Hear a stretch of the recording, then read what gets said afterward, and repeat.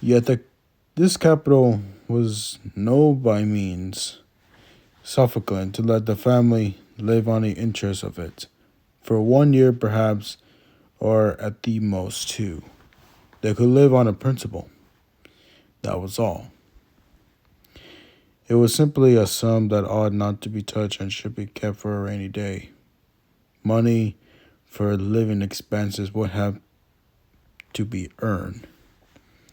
Now his father was still hale enough, but an old man, and he had done no work for the past 5 years and could not be expected to do much. During these 5 years, the first year of leisure in his labors through unsuccessful life, he had gotten rather fat and become sluggish. And Gregor's old mother, how was she to earn a living with her asthma, which troubled her even when she walked through the flat and kept her lying on the sofa every other day, panting for breath besides an open window? And was his sister to earn her bread? She who was still a child of 17 and whose life hitherto had been so pleasant, consisting as it did in dressing herself nicely, sleeping long, helping in the house, keeping going out with a few modest interments, and above all playing the violin. At first, whenever need for earning money was mentioned, Gregor let go his hold on the door and threw himself down on a cool leather sofa beside it. He felt so hot with his shame and grief. Often he's just lay there a long nights through without sleeping at all, scrambling for hours on the leather. Or he nerved himself to the great efforts of pushing an armchair to the window, then crawl up over the window, still and brace against the chair, leaning against the window panes, obviously in some recollection of the sense of freedom that looking out of a window always used to give him. For in reality, days by day, things that were even a little way off were growing dimmer to his sight. The hospital across the street, which he used to excrete for being all too often before his eyes, was now quite beyond his range of vision. And if he had not known that he lived in a Charlotte Street, a quiet street, but still a city street, he might have believed that this window gave on a desert way waste where the great sky and great land blended indistinguishably into each other. His quick-wired sister needed to observe twice and that the armchair stood by the window. After that, whenever she had tidied the room, she always pushed the chair back into the same place as at the window and even left an inner casement open.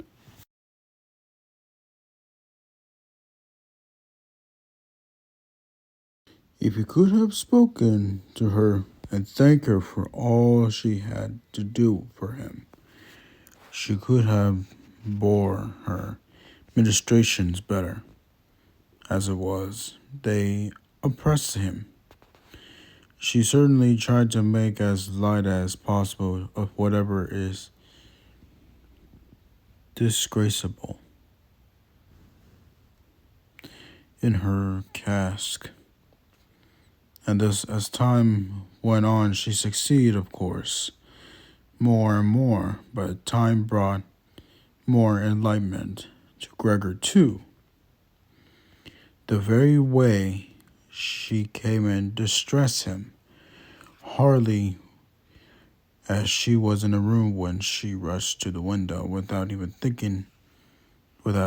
taking time to shut the door, careful as she was usually to shield the side of Gregor's room from the others.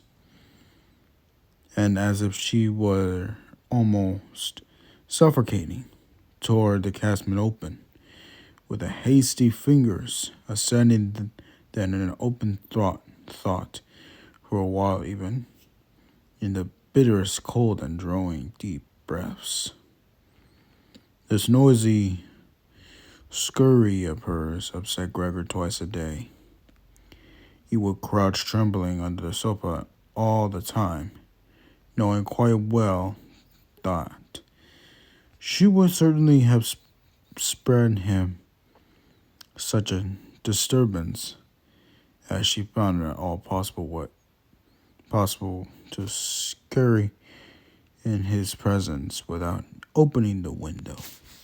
On one occasion, about a month after Gregor's metamorphosis, when there was surely no reason for her to be still startled at his appearance, she came a little earlier than usual and found him gazing out of the window, quite motionless, and thus while placing to look like a bogey or a boogie.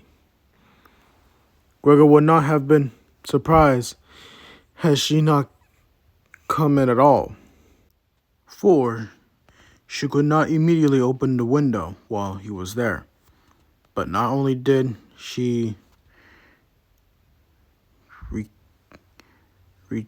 retreat, she jumped back as if in alarm and banged the door shut. A stranger might well have thought of that he had been lying in the way for her there meaning to bite her. Of course, he hid himself under the sofa at once, but he had to wait till midday before she came again, and she seemed more ill at ease than usual. This made him realize how repulsive the sight of him still was.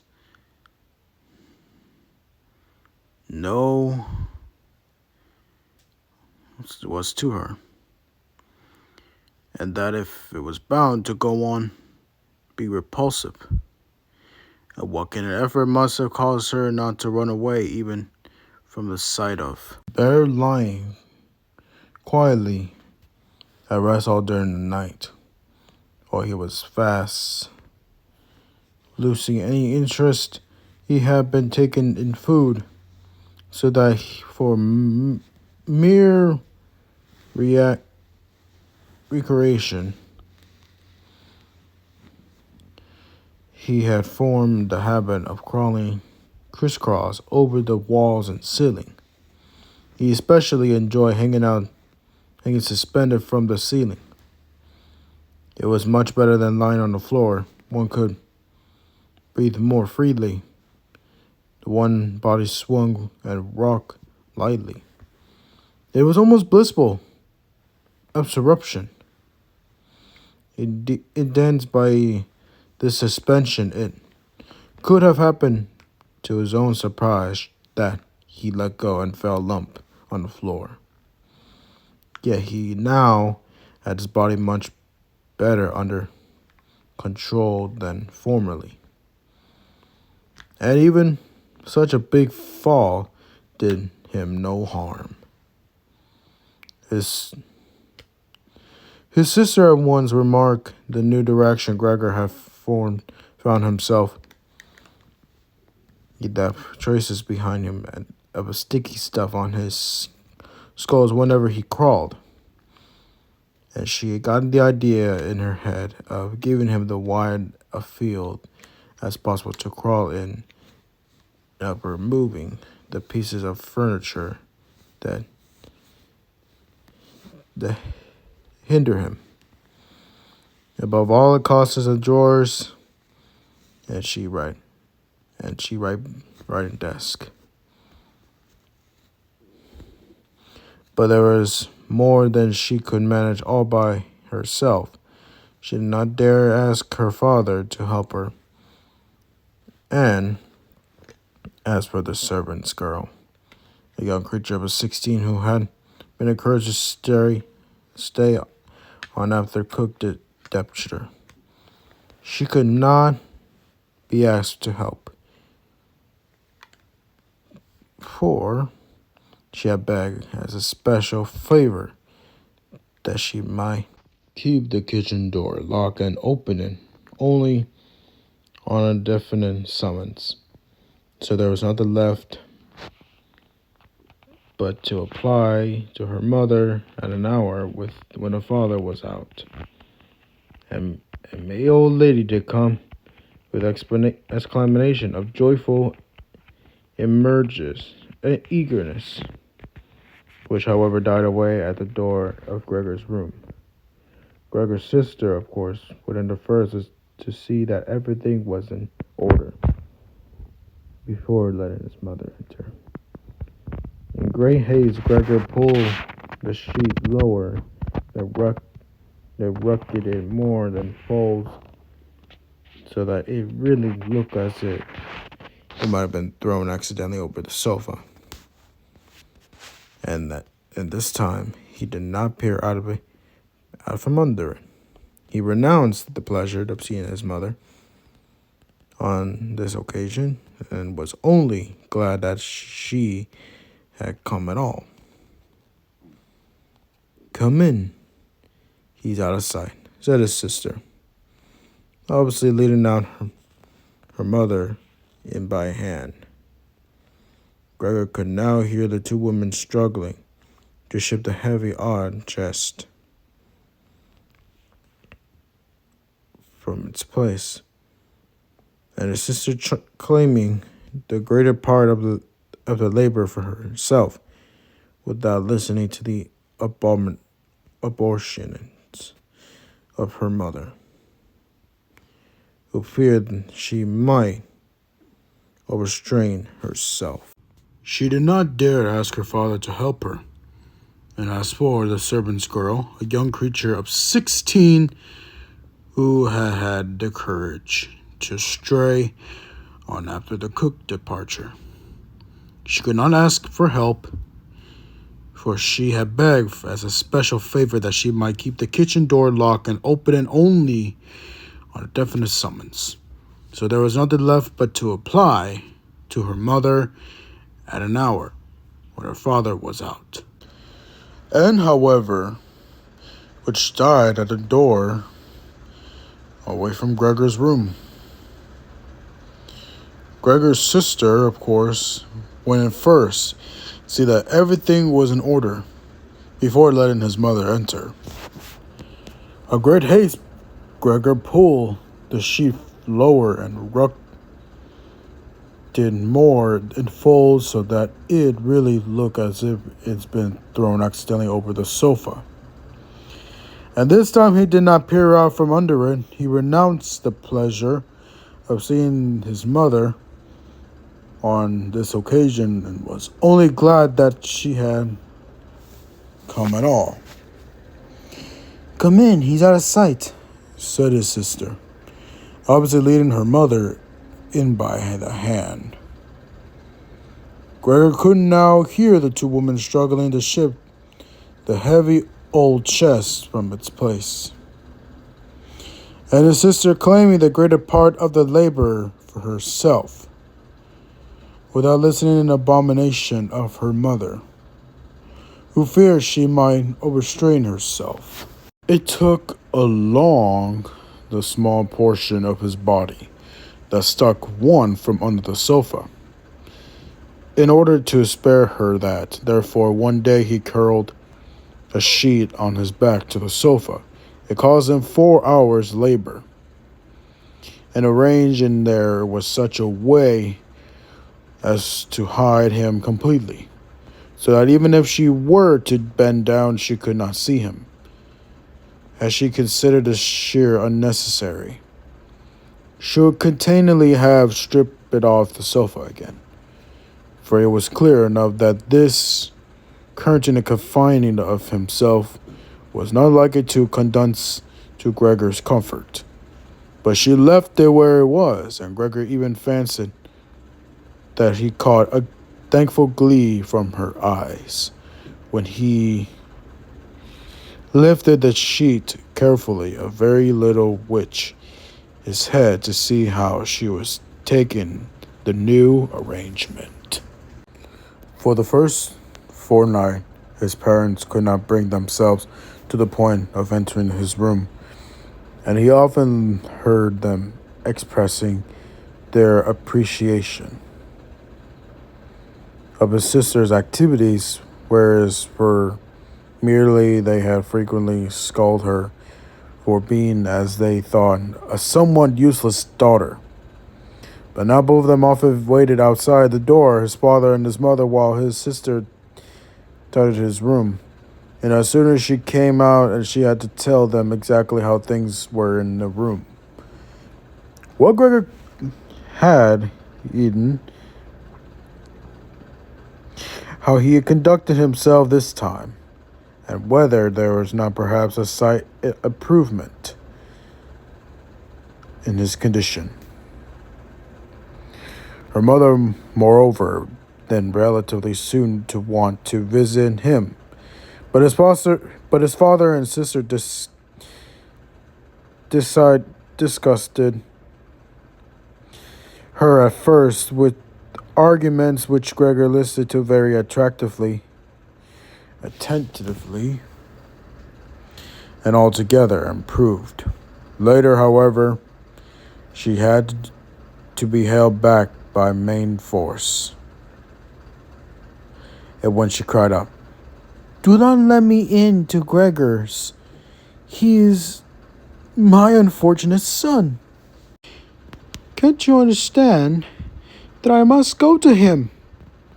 Gregor thought it might be well to have her come in, not every day, of course, but perhaps once in a week.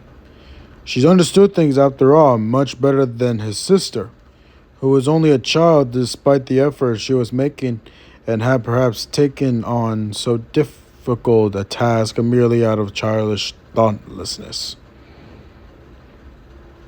Gregor's desire to see his mother was soon fulfilled. During the daytime, he did not want to show himself at the window, out of the consideration for his parents. But he could not crawl very far around the few square yards of floor spaces he had, nor could be the time. After at least a quarter of an hour's tonguing his mother objective that she chest had it better to be left where it was, for in the first place it was too heavy and could never be got up before his father come home. And standing in the middle of the room like that, it would only hamper George Gregor's movements. While in the second place, it was not all certain that moving the furniture would be doing us service to Gregor. She was inclined to think that to, to the contrary, the sight of a naked wall made her own heart heavy. And why shouldn't Gregor have the same feeling, considering that he had been used to his furniture for a long and might feel forlorn without it? And it doesn't look, she concluded in a low voice. In fact, she had been almost whispering at all times, as if to avoid letting Gregor, whose expect whereabouts. She didn't know, even hear the tones of her voice, for she was convinced that he could not understand her words. It doesn't look like as if we were showing him, by taking away his furniture, that we have given up hope for his ever getting better, and are just leaving him oddly to himself. I think it would be best to keep his room exactly as it has always been, and that when he comes back to us, he will find everything unchanged and be able all the more easily to forget what has happened in between.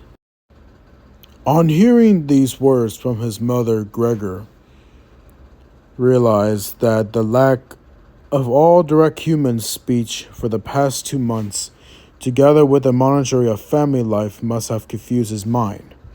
Otherwise, he could not account for the fact that he had quite earnestly looking forward to having his room emptied of furnishing. Did he really want his warm room so comfortably found with old family's furniture to be turned into a naked den in which he would certainly be able to crawl unhurt in all directions? But the price of shredding is simultaneously all recollection of his human background. He had indeed been so near the brink of forgetfulness that the voice of his mother, which he had not heard for so long, it had drawn him back from it.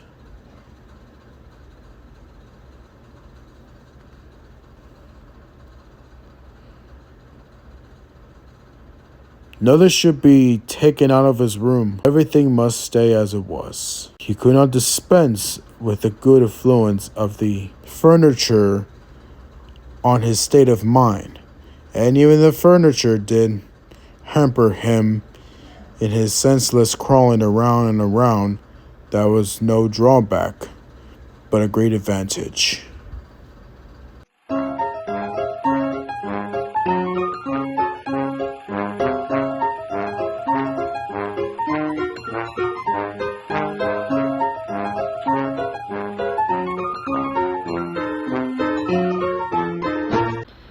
Unfortunately, his sister was of a contrary opinion. She had grown accustomed, and not without reason, to consider herself an expert of Gregor's affairs as against her parents. And so her mother's advance is now enough to strike her determined on the removal not only of the chest and the wiring desk, which had been first intention, but all of the furniture except the indisplaceable sofa. This determination was not, of course, merely the outcome of childish scrupulous and the self-confidence she had recently developed so unexpectedly. And at such cost, she had in fact perceived that Gregor needed a lot of space to crawl about in, while on the other hand, he had never used the furniture at all, so far as could be seen. Another factor might also have been the enthusiastic temperament of an adolescent girl, which seeks indulgence itself on every opportunity, and which now tempted degrees in exaggerating the horror of her brother's circumstances, in order she might do all the more of him. In the room where Gregor lorded all alone, over empty walls, no one save herself was likely ever to set foot. And so she was not to be moved from her resolve by her mother, who seemed moved over to be ill at case in Gregor's room and therefore unsure of herself, was soon reduced to silence and help her daughter as best as she could to push the chest outside. Now Gregor could do whatever without the chest, if need be. But the writing desk he must retain. As soon as the two women had got the chest out of his room, groaning this as they pushed it, Gregor stuck his head out from under the sofa to see how it might interverse as kindly as curiosity as possible. But as bad luck would have it, his mother was the first to return, leaving Grace collapsing the chest in the room next door, where she was trying to shift it all by herself, without, of course, moving it from the spot. His mother, however, was not accustomed to the sight of him. It might sicken her, and so in alarm Gregor backed quickly to the other end of the sofa. Yet, could not prevent the sheets from swaying a little in front. That was enough to put her on the lone. She paused, stood still for a moment, and then went back to Grace. Although Gregor kept resourcing himself that nothing out of the way was happening, but only a few bits of furniture were being changed around. He soon had to admit that all this trotting to and fro of the two women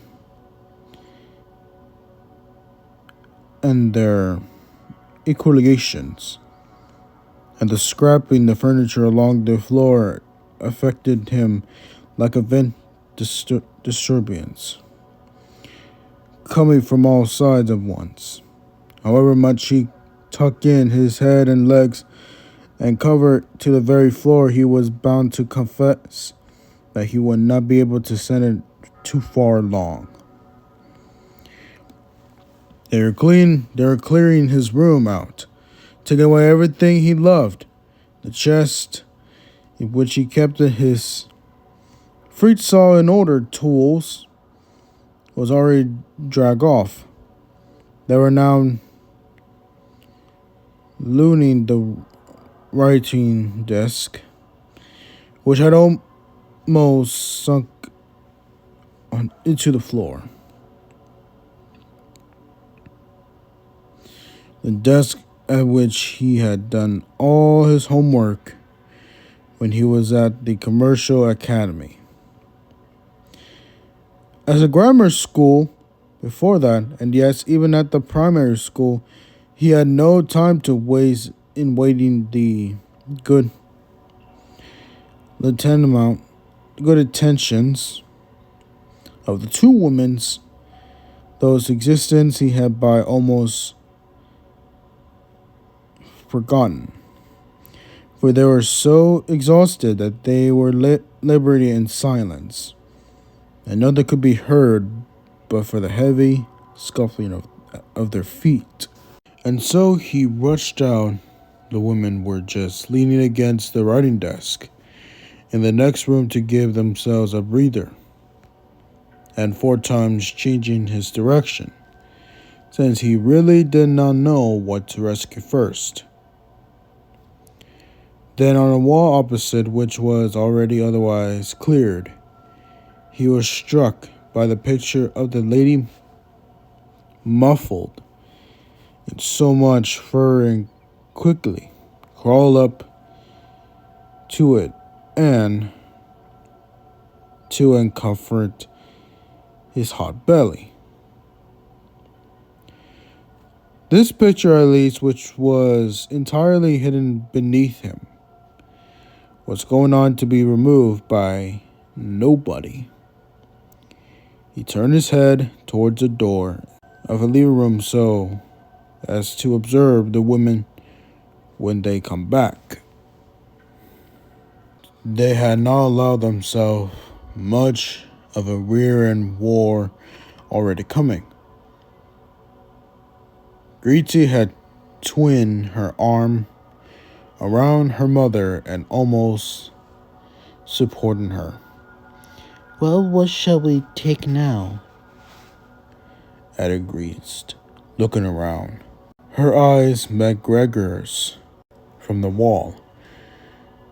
She kept her composure, presumably because of her mother, bent her head down to her mother to keep her from looking up, and said, although in the flirtatory, a primitive voice, Come, haven't we better go back to the living room for the moment? Her intentions were clear enough to Gregor. She wanted to bestow her mother in safety and then chase him down from the wall. Well, just let her cry it. He clung his picture and would not give it up. He would rather fly in Greety's face. But Greety's words had succeeded in disquieting her mother, who took a step to one side, caught sight of a huge brown mass on the flowered wallpaper. And before she really concessions that what she saw was Gregor screaming in a loud, hoarse voice, "Oh God, oh God!" Fell with the outspread arms over the sofa as if given up and did not move. "Gregor!" cried out his sister, shaking her fists and glaring at him. This was the first time she had directly addressed him since his metamorphosis. She ran into the next room for some Almeric stents with which to rouse her mother from her fainting fit. Gregor wanted to help too, but there was still time to rescue the picture. But he was stuck fast to the glass and had to bear himself loose. He then ran after his sister into the next room as if he could advance her, as he used to do. But then had sent helplessly behind her. She meanwhile searched among various small bottles, and when she turned around, started an alarm at the sight of him. One bottle fell on the floor and broke. The splinter of grass cut Gregor's face, and some kind of a corrosive medicine splashed him. Without pausing a moment longer, Greety gathered up the broads she could carry and ran to her mother with them. She banged the door shut with her foot.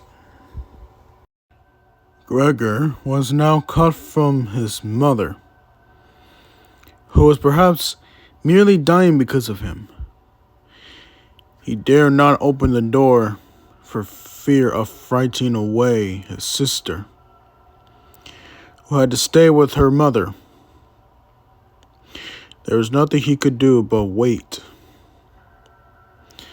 And harassed by self-reproach and worry, he began now to crawl to and fro over everything. Walls, furniture, and ceiling. And finally, In his despair, when the whole room seems to be wheeling around him, fell down onto the middle of the big table.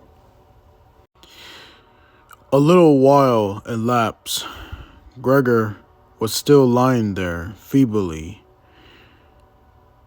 and all around was quiet. Perhaps it was a good omen. Then the doorbell rang. The servant girl was, of course, locked in her kitchen, and Greedy would have to open the door. It was his father. "What's been happening?" were his first words. Greedy's place must have told him everything.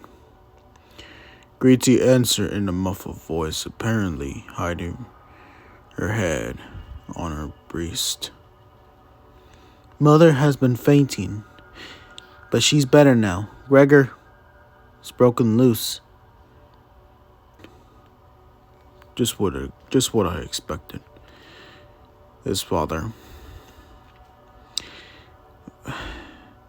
Just what I've been telling you, but you women would never listen.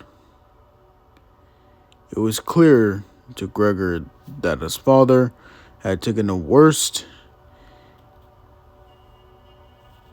impression of Greedy's all-to-be statement and was assuming that Gregor had been guilty for some violent act. Therefore, Gregor must now try to penetrate his father, since he had neither time nor means for explanation, and so he fled to the door of his own room and crouched against it, to let his father see as soon as he came in from the hall that his son had a good intention of getting back into his room immediately, so that it was not necessary to draw him there, but that if only the door were open, he would disappear at once.